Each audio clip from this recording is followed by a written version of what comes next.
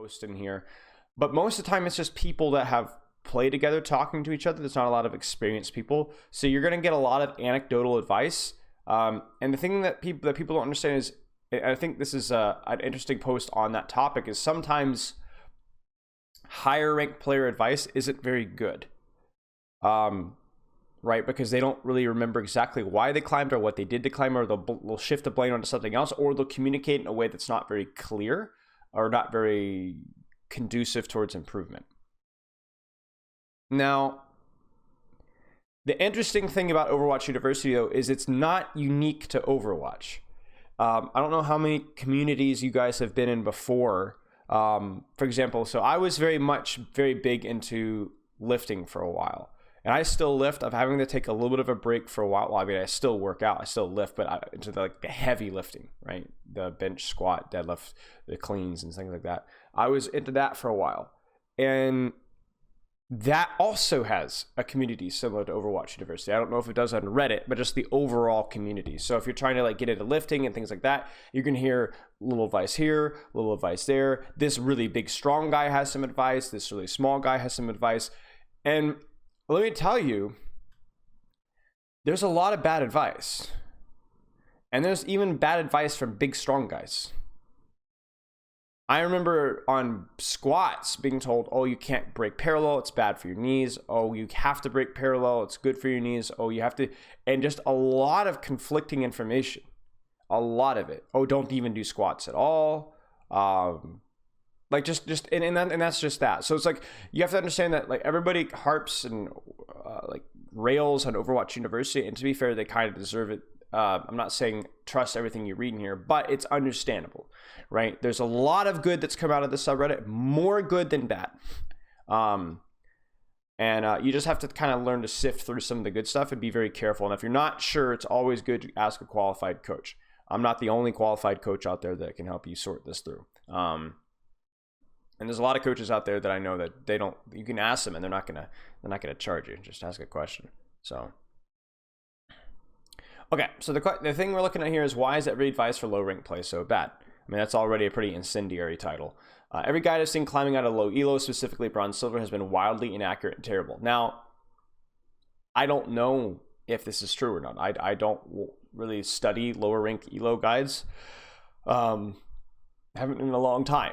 So this might be very true. For golds and above, it actually makes sense and these guides are fine, but any advice for below has been failing me time and time again. In fact, after trying out these tips, I went from not being able to climb to rapidly going down in this arc. Again, correlation doesn't equal causation. Could be that these guides are bad, but who knows? I think the main problem is that everyone who tries to advise people in low elo has never been there, so they can't do it well. That could be true. That was one of the things that I always was not proud of necessarily, but I felt was a little bit of a badge of pride for me when I was a coach, because I feel very confident in my ability to coach professional level Overwatch professional players, right? Contenders players, top 500. But I climbed from almost basically bronze. If I had continued to play, I would have been in bronze. I dropped to low silver, and then I got too scared to play again, so I stopped playing. I've been there, and I climbed all the way to GM. I know exactly how it feels. I've swapped up hero pools. I've swapped up accounts. I was the one playing every hero into the sun, flexing, filling, getting tilted in voice chat. I've dealt with ranked anxiety. I was playing on a laptop. I had never played first-person shooters before. I tried all the aim trainers because I thought my aim was really bad. I filled and flexed on Mercy, tried to carry with Mercy. I've done everything. And basically any problem or bad advice that there is out there, I've tried it. So I know exactly how it feels, and I know how that can be an issue. Is this something else? Is advice good? Now I'm an exception. Does location play a factor in how it works? I guess location and rank. Please explain to me. I'm in pain from everyone. I am in pain from everyone just saying I'm just complaining and toxic for saying this. I mean, you kind of are a little bit. But you're not necessarily, but by the way you're saying it, not necessarily because what you're saying. You might be right. The lower rank guides might actually be terrible. So I already answered this post. So I'm going to give you guys my 2 cents in this. I'm just going to scroll down to what I said just because I already wrote it up. I can't be bothered. Where did I find it? Okay. Because So anything that involves pick a certain hero, try to carry it as a giant polymer. So I find that this kind of stuff is, people say this to lower rank players a lot, and I think it's really, really dangerous. Oh, just try and carry, or just, oh, why are you trying to carry playing Mercy? Like, you're never going to climb out of bronze playing Mercy. Really? Are you sure? I mean, you like this is the kind of stuff. Oh, you're never gonna get out of bronze playing Reinhardt. Nobody even groups up your team. Just pick Hog. You know, it's like stuff like that that like actually tilts me. Hey, how's it going?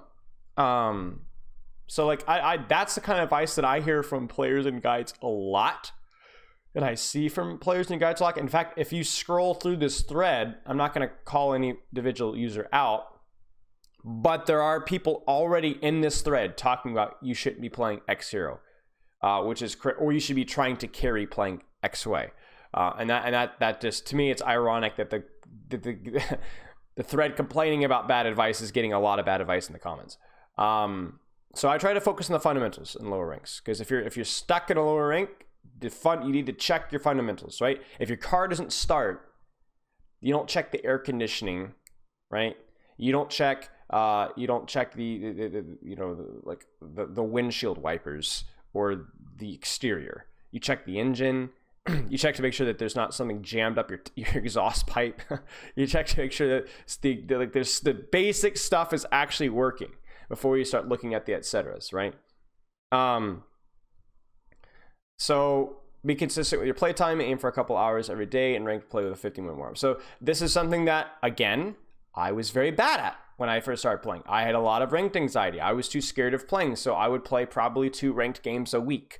I would be very nervous. I would make sure I was warmed up and everything was perfect. I remember distinctly telling my wife, okay, be quiet. I'm about to go to a ranked game. I guess like, I gotta really focus, you know? And if I felt like my aim was bad that day after playing, you know, I'd warm up with like 7 quick play games, right? And then if I felt like my aim was good or I was like focusing, then I'd play a ranked game. No, you know.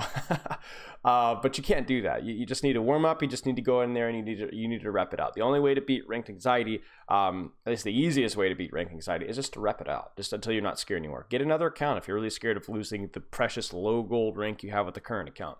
Just rep it out over and over and over and over and over again, and be consistent with your playtime.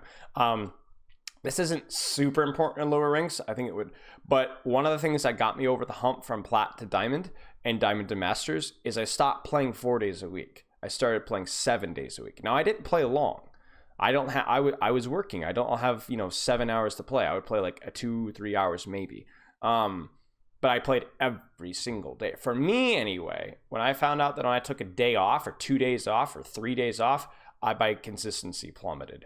I would have not just my mechanics, by the way. I think that's a common misconception. My general awareness and my ability to focus and like understand what was going on and interpret what was going on around me dipped. And your mileage may vary, but that's how it was for me. So be consistent with your playtime. You'll be consistent with your play. You'll never be perfectly consistent with your play. You will always have good and bad days. The pros have good and bad days, but you will even out the discrepancies. And the more you play, your bad days will be better and your good days will be better, and your bad days will be better, your good days will be better. And eventually, your average play will increase. Okay. So I also had to clarify here. I started to just say, be consistent with your play. And I'm like, oh wait, I need to put 15-minute warm up, because if I just put like with ranked / warm up, there's gonna be some guys out there that are gonna be like warming up for an hour and a half.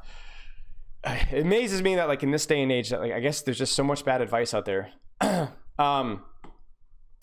Stop playing Noah's Ark and Hero Select Screen. Start playing iRobot. Ha ha ha ha ha. I was patting myself in the back. It's not that funny, but don't paint the rainbow in your career profile. Pick 2 or at most 3 heroes and grind those. Again, another problem that I struggled with when I was playing ranked. And this is before 222 lock, to be fair, so it's a little worse. But I played regularly. I remember I think a streak of like 3 or 4 games. I think I played Junkrat. I think I played Genji. I think I played Reinhardt. Then I played Mercy. And then I played Zen. And I think I played Lucio as well, over just a course of a couple of games, because you're in voice chat. Oh, can we get a Ryan? Oh, we don't have a Ryan. We don't have a main tank. Oh, I'll play the main tank. Okay. Oh, we really need a Mercy. Mercy's OP right now. Okay, I'll play Mercy. We just don't have any DPS. We're all tank support mains. Okay, I guess I'll go Genji. Well, I think Junkrat's gonna be really strong. Okay, I'll play Junkrat, right? And it was just a disaster, because I ended up being just bad at all of those heroes. I never got the chance to actually rep them. Now, if you play the game enough, you can climb playing the rainbow, but it just takes forever. Like, it's no accident that even the pros are like significantly lower SR at other heroes most of the time. And the pros grind the hour game like all day. all day. Like they chill, like they're playing, they're playing this and that. And that. So don't do this. You're a peasant plebeian like me. Just play the game. Pick a couple heroes that you enjoy, and grind those, and try and make sure that they're within the same like role as well, because you have to understand it's like any sport. It's not, there's nothing. It just bothers me though, because people don't apply common sense to this. Like if I told you that I could be a phenomenal chemistry teacher, a phenomenal history teacher, and a phenomenal like collegiate level high school football coach, or that makes no sense at all. Like, hey Zolix, set this up. A collegiate level football coach, you'd probably laugh at me. You can't do all three. Those have nothing in common. I could probably coach or teach chemistry, physics, and biology, because those all have some overlap. It's all science, and like, right? It's the same thing with hero pools, right? Especially if you're looking to get better at those heroes. It's like you can't play Reinhardt and Genji and Zen and expect to like easily climb playing those heroes, right? It needs to be Zen on a Lucio, Genji, Junkrat, Widow. They don't have to only be projectile heroes and hit scan heroes. Like there is some flexibility here, but it needs to be a consistent theme. You need to find the one that you enjoy the most.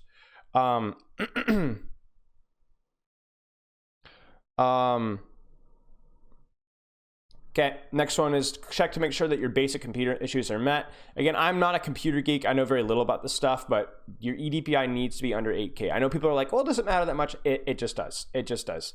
It's significantly less precision. The fact that the vast majority of pro players and players above Diamond have a DPI under 8K or 10K, unless they're like main tank mains, just tells you need to get it under 8K. It's easier. It's better precision. The only time where I'd have it run a slightly higher EDPI is if you really just don't have enough room for a big mouse pad. If you really just don't have room, it's okay. Make it work. Unlucky Gunek. Aim to get 60 FPS. You can climb with 30 FPS, but obviously not optimal. Aim to fix your current any constant DC issues. If you've got internet issues, try and sort that out, or reduce the number of it happening at the very least.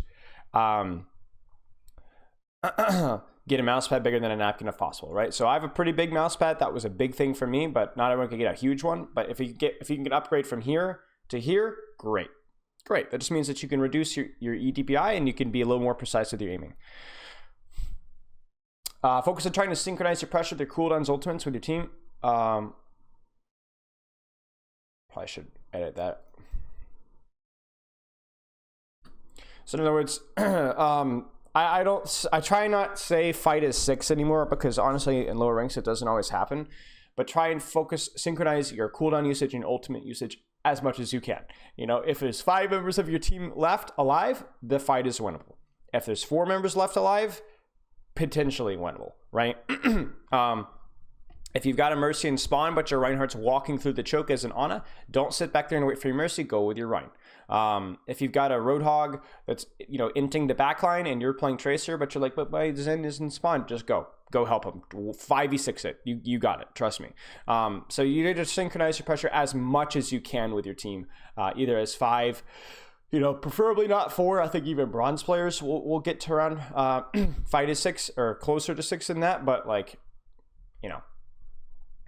just do the best you can. Do the best you can.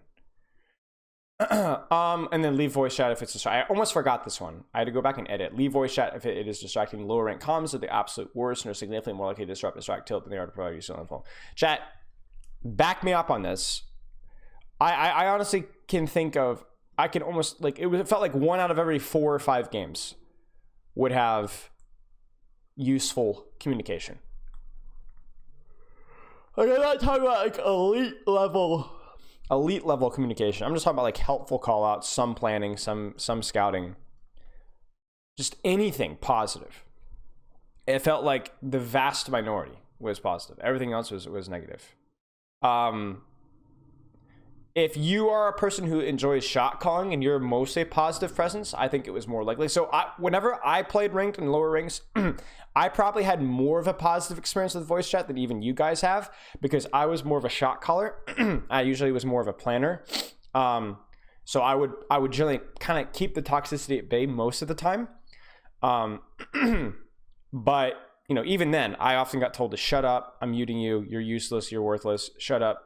You know, so like, even then, even if you're positive and not like super overcoming, it's still rough. It's still rough. And here's another life hack.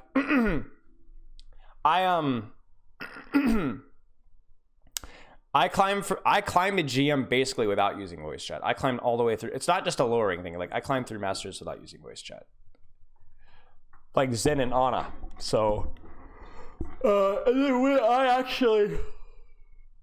I actually coach people to use voice, like Zarya's, Sombra's, things like this, really every hero, in my opinion, only has like one or maybe two things that you really need to be calling out. For Reinhardt, it's when you're engaging. For Reinhardt, it's where you're pathing. For Zarya, it's when you're looking to get charge early and the status of your bubbles. For Diva, it's making sure that you're listening to engage timing calls or asking for engage timing calls, and calling when you're taking or clearing a high ground. Really, there's like, in some tiers don't even have a really crucial thing. For Ana, it's like when do you want to nano boost, what you want to nano boost, or where you want to position. So it's like just very, very basic calls, and don't go nuts over it. So but yeah, that's basically all I really had. So I just think like I hope if there's anybody in here that's a little bit at the lower rank, that they're able to get some benefit of this, learn a little bit, and hopefully improve at it. Because like this, it is tricky, it is hard, it is frustrating, but you can do it. You can do it. You just have to work a little bit. That's all. Right?